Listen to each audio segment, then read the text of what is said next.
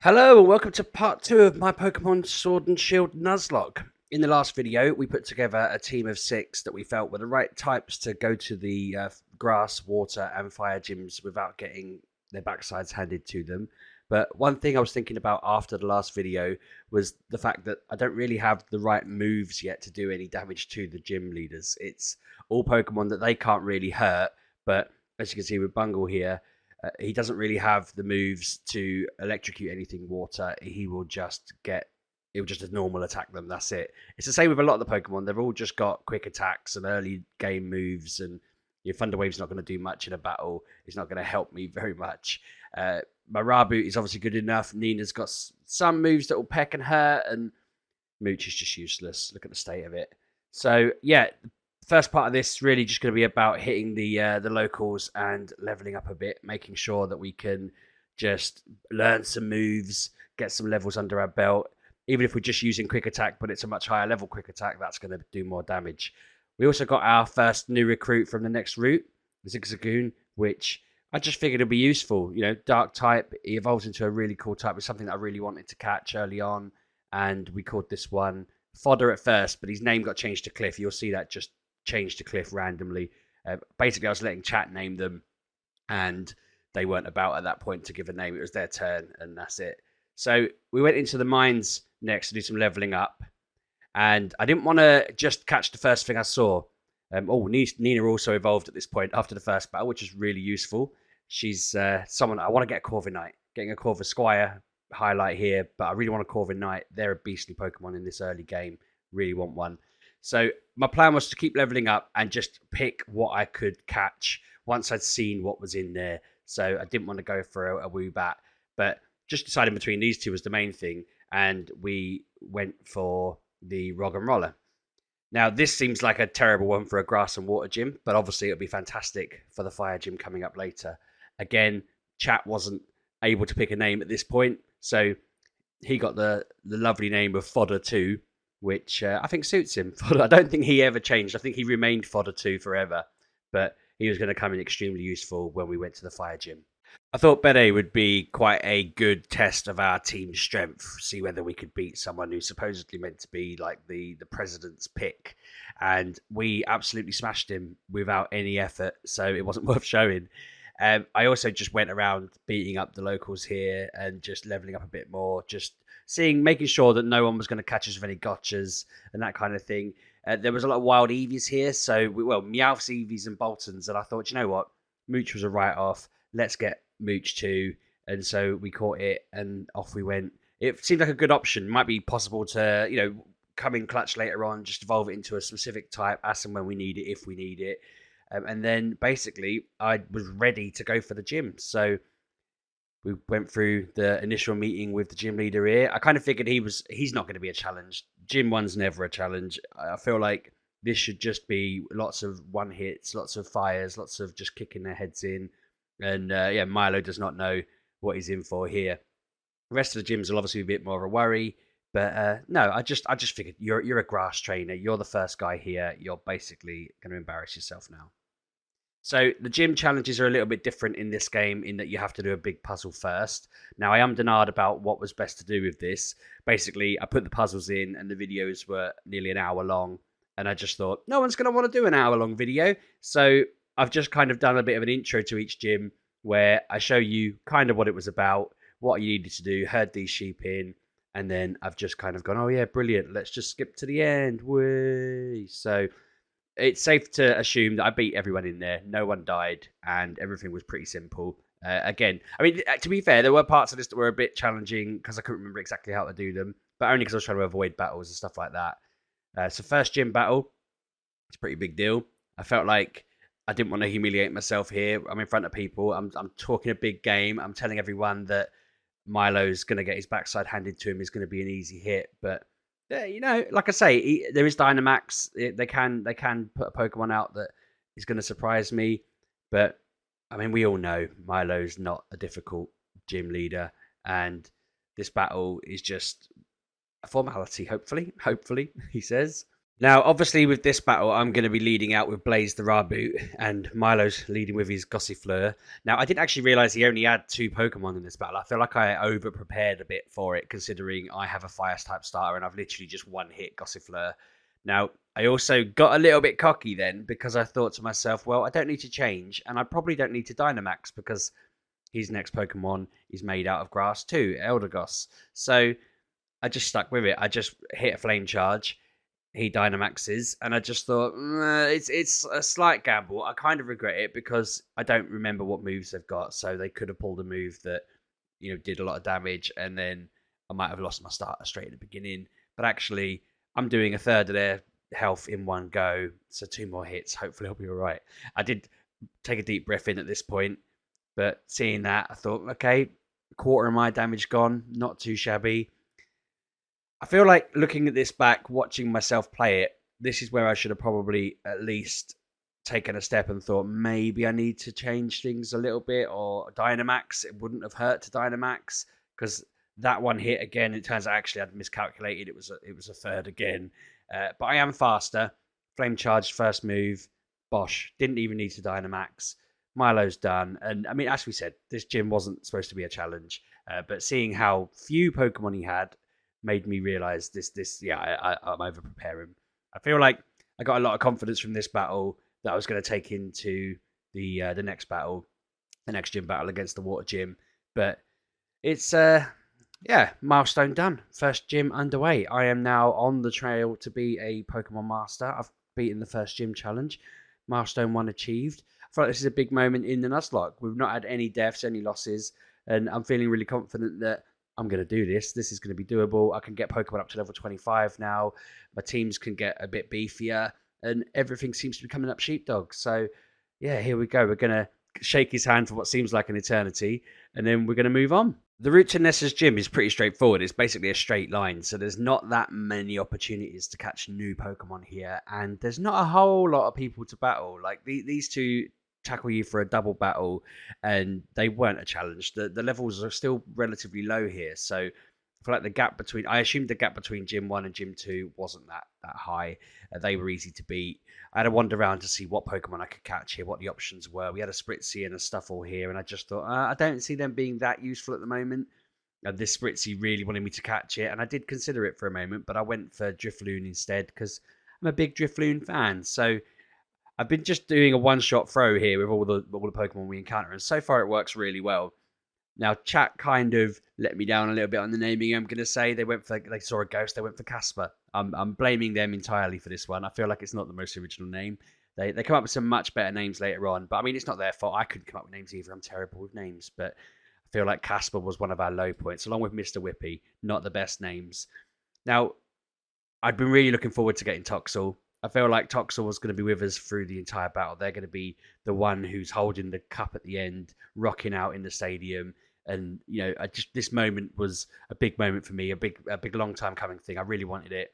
We called this one Tony, much better name. Chat redeeming themselves there from Casper to Tony the Toxel, absolute world class naming. So Mr. Whippy went straight in the bin because he was only really useful for the grass gym and the dragon gym later, I guess. But we don't need him anymore. We'll level him up when the time comes, if and when we need him, if we don't get like a Mamoswine or something.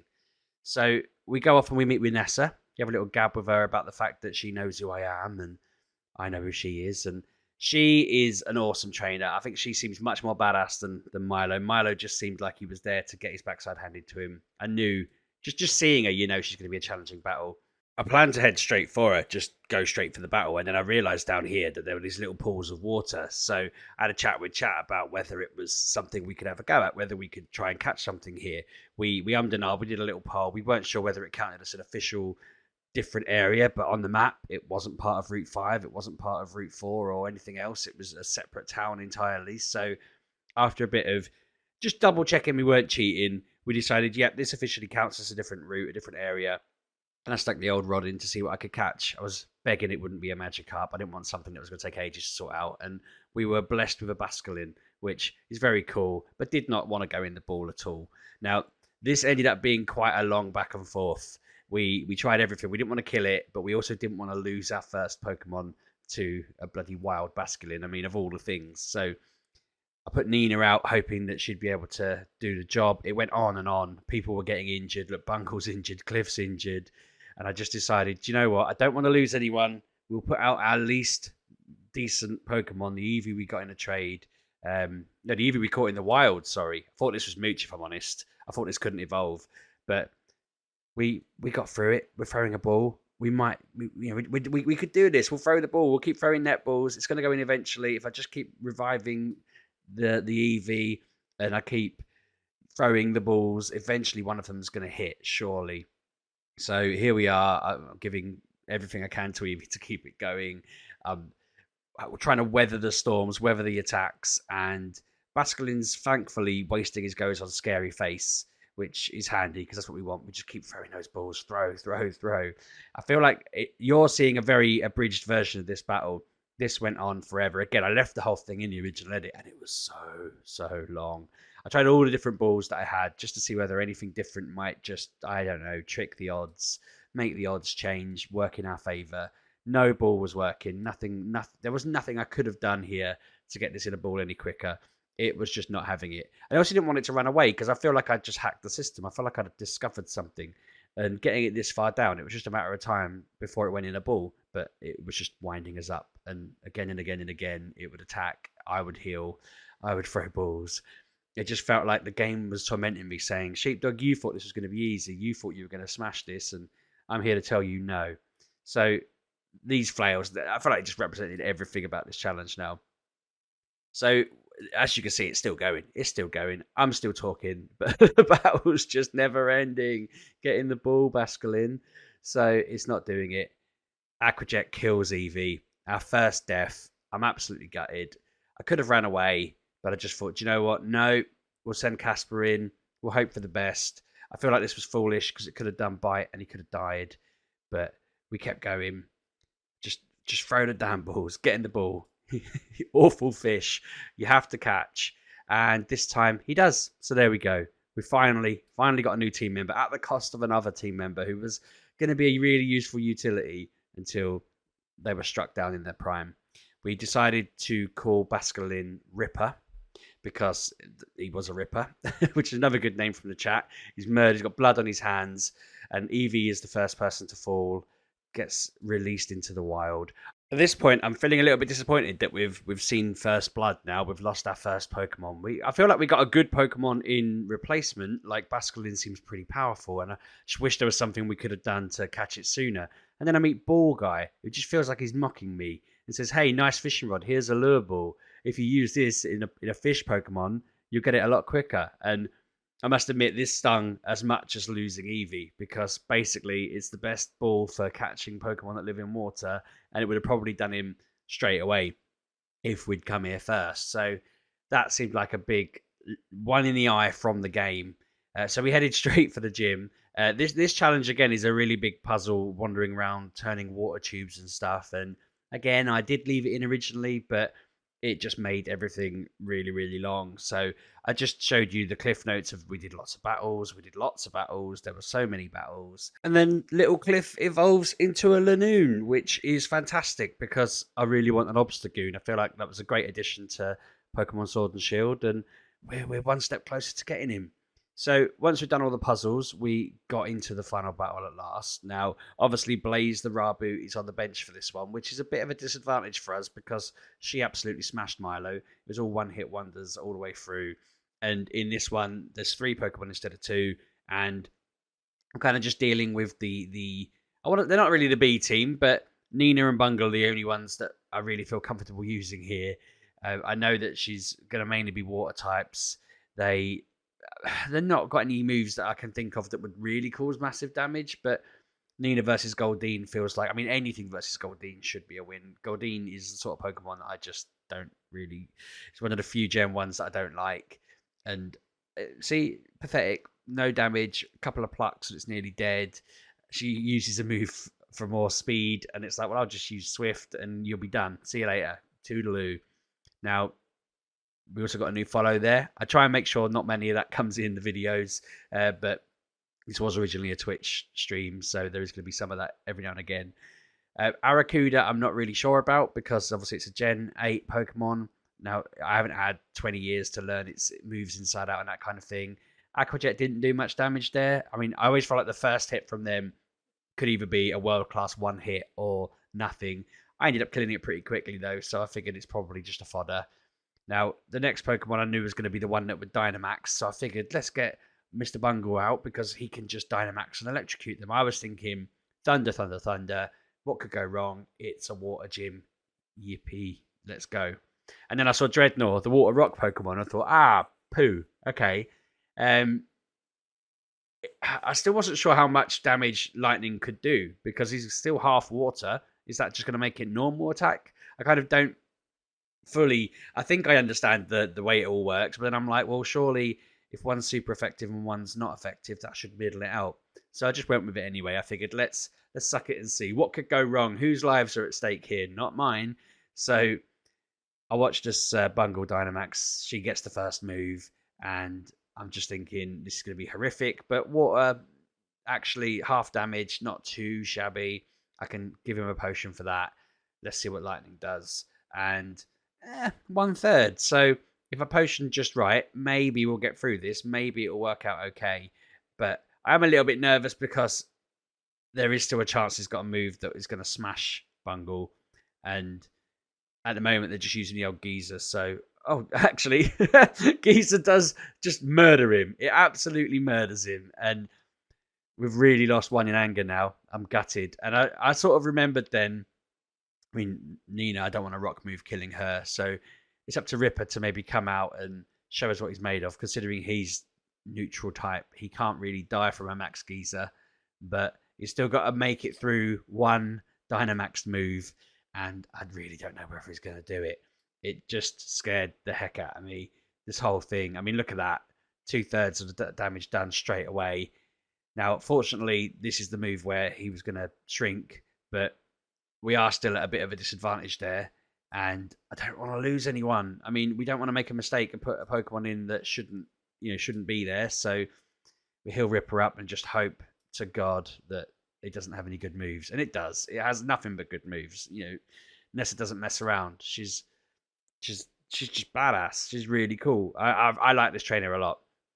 So I panic, put Casper in, thinking Casper might be able to withstand some sort of attack. I mean, he dies immediately. First battle. I'd never used Casper before. He died straight away. He died before we knew him. Absolutely gutting. That's 2 Pokemon in one gym battle. The second gym battle as well. This is awful. I don't know what I was thinking putting Nina in here. This feels like an incredibly dumb move. I just thought she's strong. Let's put her in. She was leading the line, level 25, had the most experience, and could take a Razor Shell. But it just feels like an incredibly dumb move because we know this is a rock Pokemon. I did a critical hit there and it still didn't work. We lost Nina as well. I'm an absolute moron. I don't know why I didn't put Ripper in and just heal Ripper. So we throw Ripper in now, which we should have done the last go. But we're a moron. I'm a moron. It's all on me. Give him his energy powder. Get him healed up. Hope to God that they waste a go. They didn't waste a go. But let's give him let's just nibble him, just bite him. Swift would have been a good move here, actually, just to kill it in one go. That's what we did. It's done. Gym 2 done. But oh my God, we've lost 4 Pokemon just from outside the door through to getting the actual badge. 4 Pokemon have fallen. I never expected to have lost 4 Pokemon at this point. My trainer's there, massive grin on her face. She's just lost. She just watched 3 of her allies die. I mean, we didn't have Blaze in the squad for this thing, and it would have died if we'd brought it in. So, obviously we didn't. But Blaze is still there. So we've lost 3 massive Pokemon there, really important members of the team. I feel like I was reflecting on this and thinking, we can't let that happen again. We need to spend some time leveling up now. I sort of stood around chatting to the chat going, this is a point where we need to figure out what to do next. We can't go into Gym 5 and get wrecked like that again. You'll also notice the layout's changed slightly on this. This is because someone said to me that I was using too much space on my stream for information and I should just full screen the game. So I've had to completely rejig my video setup after the fact. I hadn't thought it through, but the rest of the series will be in this format with the picture in the corner with Pokemon on it and everything, just because it made more sense than giving you a smaller window of game. So there's a bit of housekeeping there. We need to sort ourselves out. We need to get better, and I don't want to lose any more Pokemon. Unfortunately, Bede is a little bit of a savage, and I'm an idiot because I assumed his Atenna was a fairy type, and I put out my poison type Pokemon against it, and it one-shot him because it's actually a psychic type, and it does psychic moves. I was a little bit thrown by that, so I stood around thinking, what the hell do I do? And I thought, well, I'll go catch a Tootle. It'll help us have a slightly bigger team now that we're another team member down. One shot the ball at it, and it went straight in. This time, I put the name to chat, and they come up with the name Starburst, which is an excellent name. It's probably my favourite name out of all the ones we picked. It's basically a play on names for sweets in the UK. There was a sweet called Chewits that was like a sweet called Opal Fruits that changed its name to Starburst. A bit convoluted, but if you're from the UK, you get it. So I thought we'd be powerful enough to take down this Stunfisk in one go. I figured this would be another decent little leveler up. It's a reasonable level, and I used Bite on it thinking, here we go, you're going to die. It didn't die, and it used Revenge and killed Ripper in one hit, which kind of threw me for 6 a little bit. So I tried to do a bit more leveling up. We've lost another Pokemon. This is so frustrating.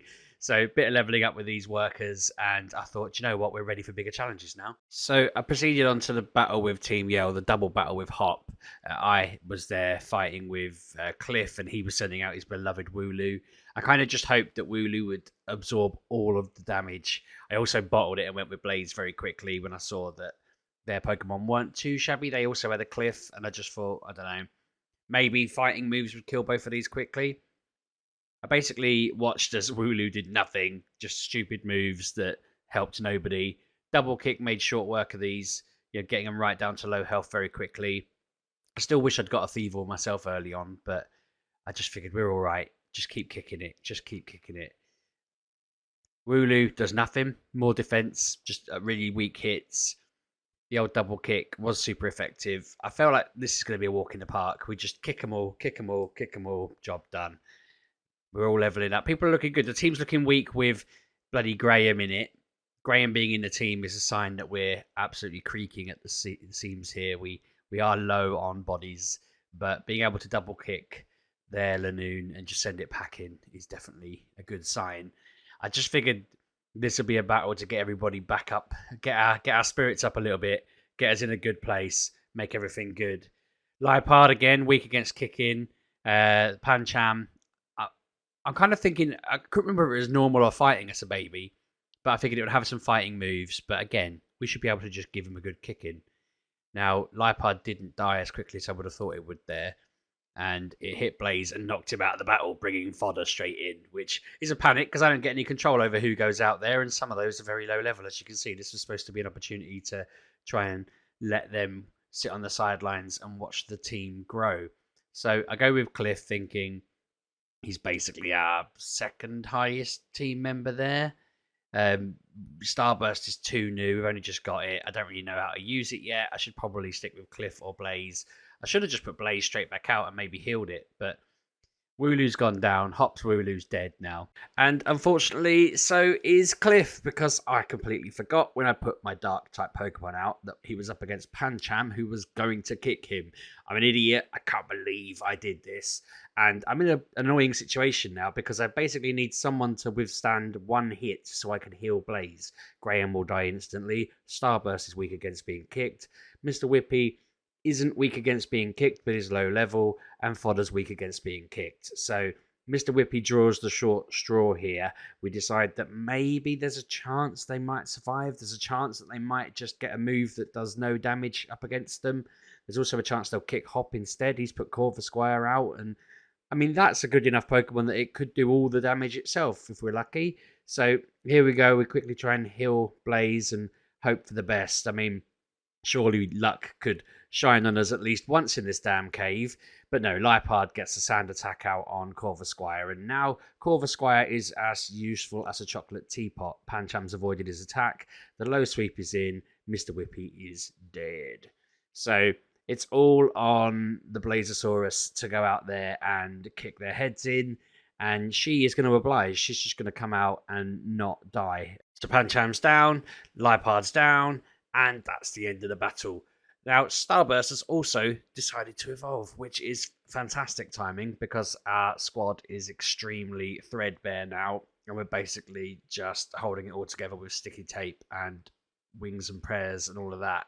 So now I just feel like I need to go and level up, do lots and lots of pounding wild Pokemon, and just see where we can get to. So I ride off back to a place where I know that we can definitely beat the local Pokemon, and I just smash heads in one after the other. We just go bang and bang and bang again and again, and we work our way through the local Pokemon here until I just start feeling guilty because we're killing him and killing him and we're killing him again, and another one's dying and another one's dying. And I just, yeah, these are all individual battles. This isn't the same thing on loop. This is all individual ones. I just did that until I rode back, and I felt like, okay, we're probably ready to crack on with the story a bit now. Now, Kaboo is just, where was he when I needed him a minute ago? He could have stepped in and beat up Team Yell for me. I would have had 2 Pokemon still alive if he'd pulled his finger out. He basically tells us that they need to get a grip, and he likes us because we're the people's endorsed by Leon, and come to my gym, come see me, let's have a fight, which is handy because we were going to do that anyway. We were going to turn up at his base and kick him in. So now we've got an invitation. It means he's expecting us. He can start preparing, and if he was there when we were fighting, he knows how terrible I am, so he doesn't really have to do much. I figured while we're on this new route, send Hop on his way. I don't need him telling me anything. Just go away, Hop. We don't like you. I figured we'd try and catch something clever. Now, seeing Sudowoodo back there, that seems like a really good Pokemon to fight someone in a fire gym because he's made of rock. So I got into a very drawn-out Sudowoodo battle where I tried to catch him. I threw a ball at him. Unfortunately, I'd used a Whirlpool move with Starburst, and it killed Sudowoodo before I could catch it. So we didn't catch anything in that route, which sucks. I mean, I figured for the fire gym, we have a decent range of people. We've got Starburst, we've got Fodder, and we've got Blaze. So we should do all right. I'd also forgotten that the gym was one where you have to actually catch Pokemon as part of it. So you can either kill them or catch them. I wasn't sure which one to pick. There is an option to get a Litwick in here, but there's also a lot of Vulpixes running around. So I end up going for a Vulpix because it was just the nearest one.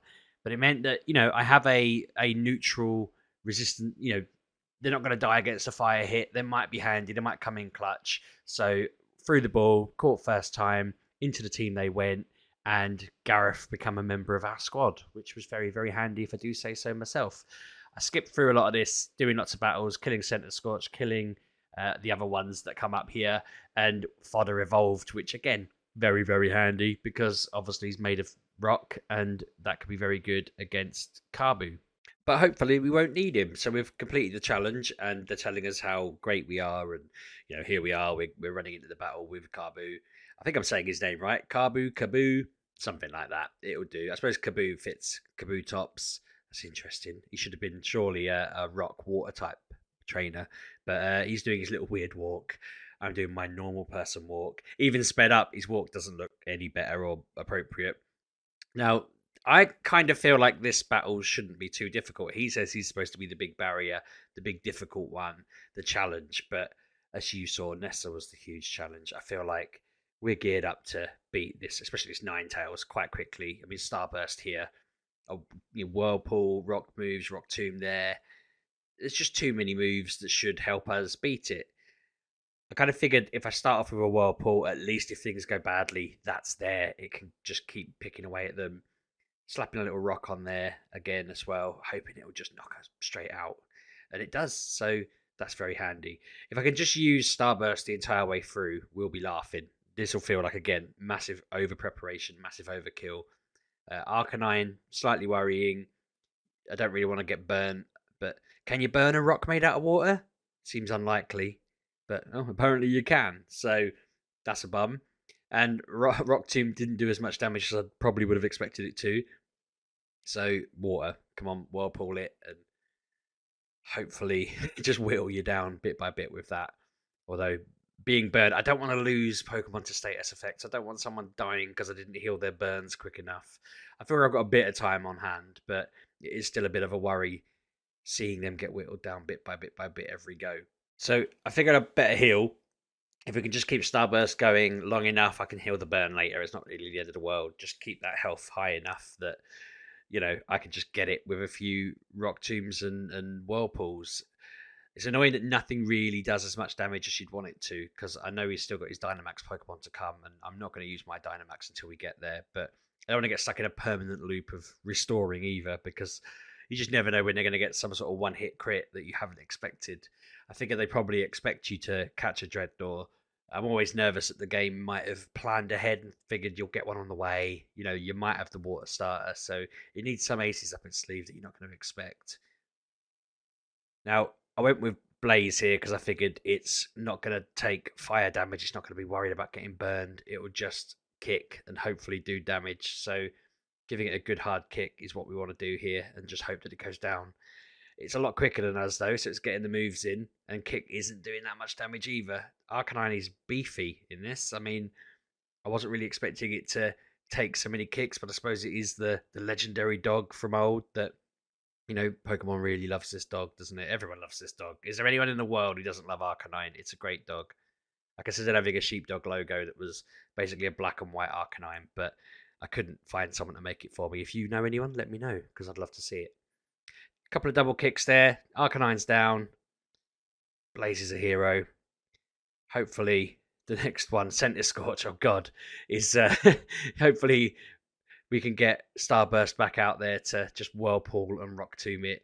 Dynamax Starburst should be more than enough to take down Center Scorch. We'll see what happens, but you know how it is. It's unpredictable with me. I'm kind of like, every time I think it's a sure bet, every time I think the wind's blowing our way, I get slapped down. So I'm just gonna take it easy, not go to guns blazing. But I'm thinking, drop a massive rock on this Center Scorch, and surely it's gonna go down quite hard. He's Gigantamaxing as expected. He needs to. That's how it works. So I'll do the same. But oh, what an imposing looking Pokemon that is. It's so cool. What a great design. Center Scorch is another one where I'd hope to get one later on. I'm hoping we'll come across one in the wild. If things run our way, it would be an awesome one. Especially, I mean, I don't know if there's any eggs coming up that we get to hatch. I mean, we were given Toxel, but if we get any eggs along the way, it'd be good to hatch it with Center Scorch's ability. But as I say, I can't remember whether there are any out in the wild that we'll get naturally, and I'm not going to start breeding. That would break the rules. So we're Dynamaxing now, and I really think Starburst is a shoo-in for this, surely. Just look at the state of that slab. Yep, straight down. Is it dead? I can't actually tell if it's dead. No, it's still going, using its Flutterby move. Oh my god. Jesus, that was a close call. Getting a bit of Sandstorm on it. I don't want to die to a Sandstorm. Only an idiot would lose a Pokemon to a Sandstorm, surely. Ugh, heal. I can't believe I had to waste the move healing as well, but with speed against us, that'd be terrible. More Flutterbys. That's doing a lot of damage for, I'm guessing, a bug move. But come on, just get a rock on that blooming centipede and kill it. I feel like its days are numbered. I mean, I wouldn't want to be in right now. Yeah, squash. Excellent. Gym 3 done. We have 3 badges. We beat Kaboo. Nobody died. That's shocking, if anything, given the run of this video. This video's been a bloodbath. I feel like a lot of you watching will be like, Sheepdog is an idiot. He does not know anything. Speaking of idiots, Graham evolved. Look at that. What a useless Pokemon. Dubwool. Wow. Glad I got that one chalked off. Couldn't have done it without him. He got so giddy with the excitement of us not losing anyone that he just decided to evolve.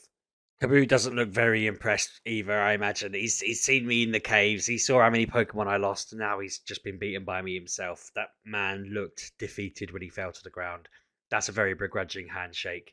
Probably not as long as the handshake from Milo and Nessa, although it does still seem overly long. They shake hands for an awful long time in this tournament. Somebody should really point that out. I mean, come on, they're still shaking.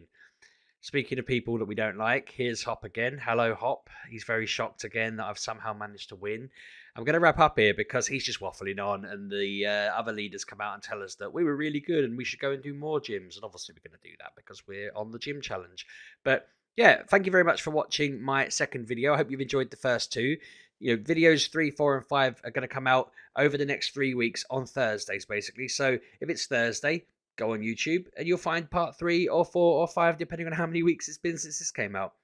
I've got a schedule on my channel. You can follow me on Twitter at RB6K or at Sheepdog6K. I'm using both of them and I've not really committed to one or the other yet.